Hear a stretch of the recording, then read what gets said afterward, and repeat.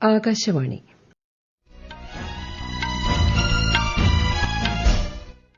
നമസ്കാരം. വാർത്തകൾ വായിക്കുന്നത് ബിന്ദു.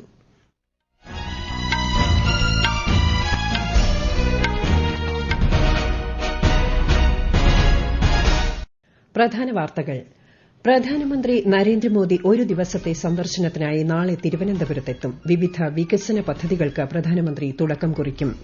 ഇന്ത്യ യൂറോപ്യൻ യൂണിയൻ ബന്ധം ശക്തമാകുന്നതോടെ ലോക സമ്പദ് വ്യവസ്ഥയിലെ പ്രതിസന്ധികൾ കുറയുമെന്ന് വിദേശകാര്യമന്ത്രി എസ് ജയശങ്കർ. ശബരിമല സ്വർണ്ണ അപഹരണ കേസിലെ പ്രതിപക്ഷ ബഹളത്തെ തുടർന്ന് കേരള നിയമസഭ ഇന്നത്തേക്ക് പിരിഞ്ഞു. ഗവർണറുടെ നയപ്രഖ്യാപനത്തിന്മേലുള്ള നന്ദിപ്രമേയ ചർച്ച ചൊവ്വാഴ്ച തുടരും. കഴിഞ്ഞ പതിറ്റാണ്ടിനിടെ ഇന്ത്യയുടെ സമുദ്രോൽപ്പന്ന കയറ്റുമതി മൂല്യം ഇരട്ടിയായി വർദ്ധിച്ചതായി കേന്ദ്രമന്ത്രി രാജീവ് രഞ്ജൻ സിംഗ്. ജമ്മുകശ്മീരിലുണ്ടായ വാഹനാപകടത്തിൽ 10 ഇന്ത്യൻ സൈനികർക്ക് ജീവൻ നഷ്ടമായി. പരിക്കേറ്റ സൈനികർക്ക് മികച്ച ചികിത്സ ഉറപ്പാക്കാൻ നിർദ്ദേശം നൽകിയതായി രാജ്യരക്ഷാമന്ത്രി രാജ്നാഥ് സിംഗ്. ഐക്യരാഷ്ട്ര സുരക്ഷാ സമിതി പരിഷ്കരണം വൈകുന്നത് മനുഷ്യരാശിയുടെ ദുരിതം വർദ്ധിപ്പിക്കാൻ കാരണമാകുമെന്ന് ഇന്ത്യ ഉൾപ്പെട്ട G4 കൂട്ടായ്മ. വാർത്തകൾ വിശദമായി. പ്രധാനമന്ത്രി നരേന്ദ്രമോദി ഒരു ദിവസത്തെ കേരള സന്ദർശനത്തിനായി നാളെ തിരുവനന്തപുരത്തെത്തും. പുത്തരിക്കണ്ടം മൈതാനിയിൽ 2 വ്യത്യസ്ത പരിപാടികളിൽ അദ്ദേഹം പങ്കെടുക്കും. വിശദാംശങ്ങളിലേക്ക്. തിരുവനന്തപുരത്ത് നടക്കുന്ന ചടങ്ങിൽ വിവിധ വികസന പദ്ധതികളുടെ തറക്കല്ലിടലും ഉദ്ഘാടനവും പ്രധാനമന്ത്രി നിർവഹിക്കും. 3 അമൃത് ഭാരത് എക്സ്പ്രസ് ട്രെയിനുകളും ഒരു പാസഞ്ചർ ട്രെയിനും ഉൾപ്പെടെ 4 പുതിയ ട്രെയിൻ സർവീസുകൾ പ്രധാനമന്ത്രി നാളെ ഫ്ളാഗ് ഓഫ് ചെയ്യും. നഗര ഉപജീവന മാർഗ്ഗങ്ങൾ ശക്തിപ്പെടുത്തുന്നതിന്റെ ഭാഗമായി തെരുവ് കച്ചവടക്കാർക്ക് വേണ്ടിയുള്ള PM സ്വനിധി ക്രെഡിറ്റ് കാർഡ് അദ്ദേഹം പുറത്തിറക്കും. തിരുവനന്തപുരത്തെ CSIR NIIST innovation technology and entrepreneurship ഹബിന്റെ തറക്കല്ലിടൽ പ്രധാനമന്ത്രി നിർവഹിക്കും. ശ്രീചിത്രയിൽ അത്യാധുനിക റേഡിയോ സർജറി സെന്ററിനും പ്രധാനമന്ത്രി നാളെ തറക്കല്ലിടും. കൂടാതെ തിരുവനന്തപുരത്തെ പുതിയ പൂജപ്പുര ഹെഡ് പോസ്റ്റ് ഓഫീസും അദ്ദേഹം ഉദ്ഘാടനം ചെയ്യും. News desk Akashvani. പുതിയ ട്രെയിൻ സർവീസുകൾ പ്രധാനമന്ത്രി തിരുവനന്തപുരത്ത് ഫ്ളാഗ് ഓഫ് ചെയ്യുന്നതോടെ തമ്പാനൂർ റെയിൽവേ സ്റ്റേഷനിൽ കേന്ദ്ര സഹമന്ത്രി രവനീത് സിംഗ് ബിറ്റു ചടങ്ങിൽ പങ്കെടുക്കും. കോവിഡ് പ്രതിസന്ധിയെ തുടർന്ന് നിർത്തിവച്ചിരുന്ന ഗുരുവായൂർ തൃശൂർ റെയിൽ സർവീസ് നാളെ മുതൽ പുനരാരംഭിക്കുന്നു. നാളെ പ്രധാനമന്ത്രി ഓൺലൈനായി ഉദ്ഘാടനം ചെയ്യുന്നതോടെ 10:30 തൃശൂർ റെയിൽവേ സ്റ്റേഷനിൽ വച്ച് കേന്ദ്രമന്ത്രി സുരേഷ് ഗോപി ഫ്ളാഗ് ഓഫ് ചെയ്യും. യാത്രക്കാരുടെ ഏറെ നാളത്തെ ആവശ്യമാണ് റെയിൽവേ നടപ്പാക്കുന്നത്.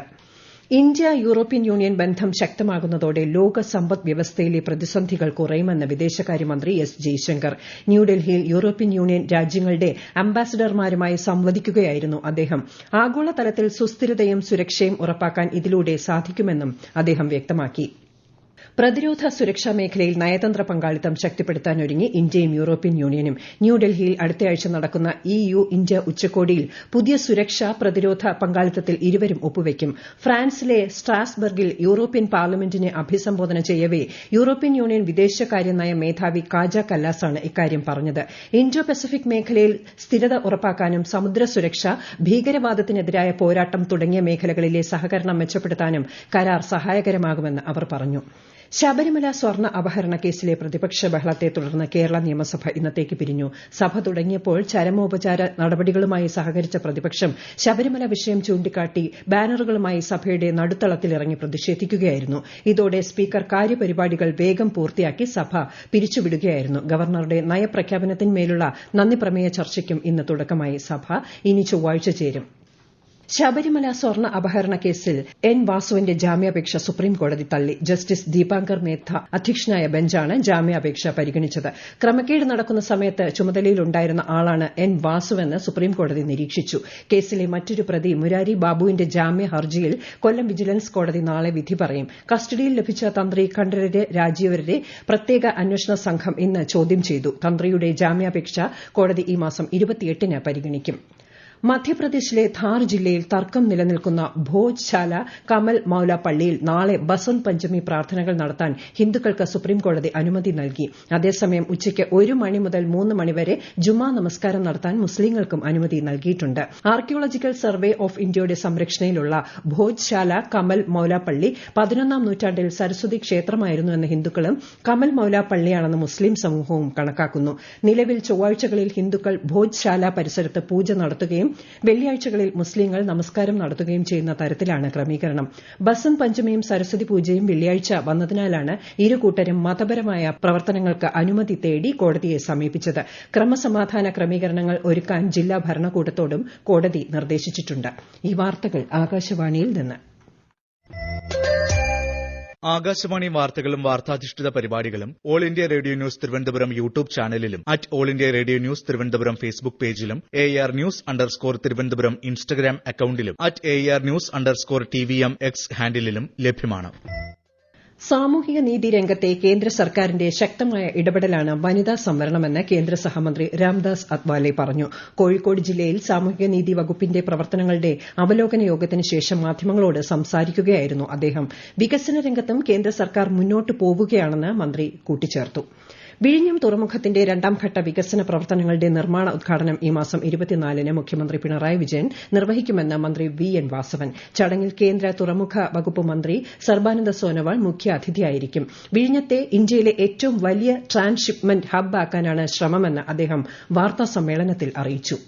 ജമ്മുകശ്മീരിലെ ദോഡ ജില്ലയിലുണ്ടായ വാഹനാപകടത്തിൽ 10 ഇന്ത്യൻ സൈനികർക്ക് ജീവൻ നഷ്ടമായി. 11 പേർക്ക് പരിക്കേറ്റു. ഭദർവ ചമ്പ അന്തർ സംസ്ഥാന പാതയിലെ 9000 അടി ഉയരമുള്ള ഖാനി ടോപ്പിൽ നിന്ന് സൈനിക ട്രക്ക് കൊക്കയിലേക്ക് മറിയുകയായിരുന്നു. ഗുരുതരമായി പരിക്കേറ്റ 10 സൈനികരെ വിദഗ്ധ ചികിത്സയ്ക്കായി ഉധംപൂരിലെ കമാൻഡ് ആശുപത്രിയിൽ പ്രവേശിപ്പിച്ചു. പരിക്കേറ്റ സൈനികർക്ക് മികച്ച ചികിത്സ ഉറപ്പാക്കാൻ ആവശ്യമായ എല്ലാ നിർദ്ദേശങ്ങളും നൽകിയിട്ടുണ്ടെന്ന് രാജ്യരക്ഷാമന്ത്രി രാജ്നാഥ് സിംഗ് അറിയിച്ചു.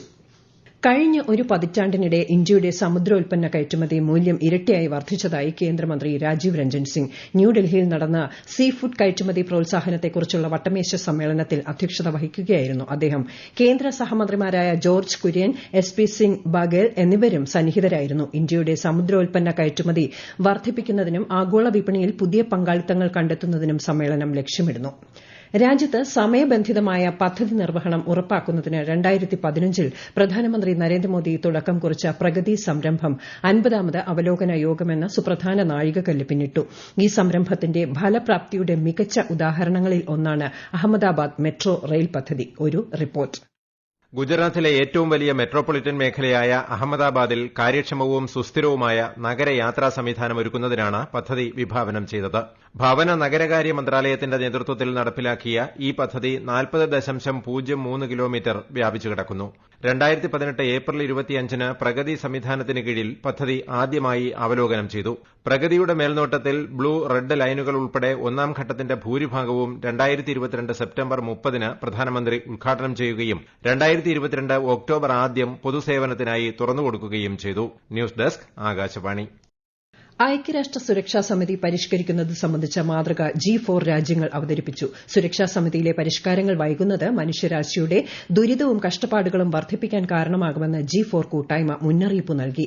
ന്യൂയോർക്കിലെ ഐക്യരാഷ്ട്രസഭ ആസ്ഥാനത്ത് ഇന്നലെ നടന്ന സുരക്ഷാ കൌൺസിൽ പരിഷ്കരണത്തിനായുള്ള ചർച്ചകളിൽ ഇന്ത്യയുടെ സ്ഥിരം പ്രതിനിധി P. ഹരീഷ് ആണ് ഈ പ്രസ്താവന നടത്തിയത്. ഝാർഖണ്ഡിലെ പടിഞ്ഞാറൻ സിംഗ്ഭം ജില്ലയിൽ മാവോയിസ്റ്റും സുരക്ഷാസേനയും തമ്മിലുണ്ടായ ഏറ്റുമുട്ടലിൽ 10 മാവോയിസ്റ്റുകൾ കൊല്ലപ്പെട്ടു. സർക്കാർ 1 കോടി രൂപ പാരിതോഷികം പ്രഖ്യാപിച്ചിരുന്ന മാവോയിസ്റ്റ് നേതാവ് പഥിറാം മാഞ്ചിയും കൊല്ലപ്പെട്ടവരിൽ ഉൾപ്പെടുന്നു. ഈ വർഷത്തെ റിപ്പബ്ലിക് ദിന പരേഡിൽ പ്രതിരോധ സേനകളുടെ നിരയെ ഇന്ത്യൻ വ്യോമസേന നയിക്കുമെന്ന് directorate of ceremonies air commodore Imran Zaidi ന്യൂഡൽഹിയിൽ മാധ്യമപ്രവർത്തകരോട് പറഞ്ഞു. ഈ വർഷത്തെ വ്യോമസേനയുടെ ആദര സമർപ്പണ ചടങ്ങിന് സ്ക്വാഡ്രൺ ലീഡർ ഹേമന്ത് സിംഗ് കന്യാർ നേതൃത്വം നൽകും. 7 യുദ്ധവിമാനങ്ങൾ അണിനിരക്കുന്ന ഫ്ളൈ പാസ്റ്റിൽ ഓപ്പറേഷൻ സിന്ദൂർ ആയിരിക്കും പ്രധാന ആശയമെന്ന് വ്യോമസേന അറിയിച്ചു. 2026-ലെ റിപ്പബ്ലിക് ദിന പരേഡിൽ വന്ദേമാതരത്തിന്റെ 150 വർഷങ്ങൾ എന്ന പ്രമേയത്തിലെ ടാബ്ലോ സാംസ്കാരിക മന്ത്രാലയം അവതരിപ്പിക്കും. ഇത് ഇന്ത്യയുടെ നാഗരിക സ്മരണ, കൂട്ടായ ബോധം, സാംസ്കാരിക നൈരന്തര്യം എന്നിവയുടെ സജീവ രൂപമായ ദേശീയ ഗീതത്തിനെ ആവിഷ്കരിക്കും. പ്രധാന വാർത്തകൾ വീണ്ടും. പ്രധാനമന്ത്രി നരേന്ദ്രമോദി ഒരു ദിവസത്തെ സന്ദർശനത്തിനായി നാളെ തിരുവനന്തപുരത്തെത്തും. വിവിധ വികസന പദ്ധതികൾക്ക് പ്രധാനമന്ത്രി തുടക്കം കുറിക്കും. ഇന്ത്യ യൂറോപ്യൻ യൂണിയൻ ബന്ധം ശക്തമാകുന്നതോടെ ലോക സമ്പദ്വ്യവസ്ഥയിലെ പ്രതിസന്ധികൾ കുറയുമെന്ന് വിദേശകാര്യമന്ത്രി S. ജയശങ്കർ. ശബരിമല സ്വർണ്ണ അപഹരണ കേസിലെ പ്രതിപക്ഷ ബഹളത്തെ തുടർന്ന് കേരള നിയമസഭ ഇന്നത്തേക്ക് പിരിഞ്ഞു. ഗവർണറുടെ നയപ്രഖ്യാപനത്തിന്മേലുള്ള നന്ദിപ്രമേയ ചർച്ച ചൊവ്വാഴ്ച തുടരും. കഴിഞ്ഞ പതിറ്റാണ്ടിനിടെ ഇന്ത്യയുടെ സമുദ്രോൽപ്പന്ന കയറ്റുമതി മൂല്യം ഇരട്ടിയായി വർദ്ധിച്ചതായി കേന്ദ്രമന്ത്രി രാജീവ് രഞ്ജൻ സിംഗ്. ജമ്മുകശ്മീരിലുണ്ടായ വാഹനാപകടത്തിൽ 10 ഇന്ത്യൻ സൈനികർക്ക് ജീവൻ നഷ്ടമായി. പരിക്കേറ്റ സൈനികർക്ക് മികച്ച ചികിത്സ ഉറപ്പാക്കാൻ നിർദ്ദേശം നൽകിയതായി രാജ്യരക്ഷാമന്ത്രി രാജ്നാഥ് സിംഗ്. ഐക്യരാഷ്ട്ര സുരക്ഷാ സമിതി പരിഷ്കരണം വൈകുന്നത് മനുഷ്യരാശിയുടെ ദുരിതം വർദ്ധിപ്പിക്കാൻ കാരണമാകുമെന്ന് ഇന്ത്യ ഉൾപ്പെട്ട G4 കൂട്ടായ്മ. വാർത്തകൾ കഴിഞ്ഞു. അടുത്ത വാർത്താ പ്രക്ഷേപണം 8:35-ന്.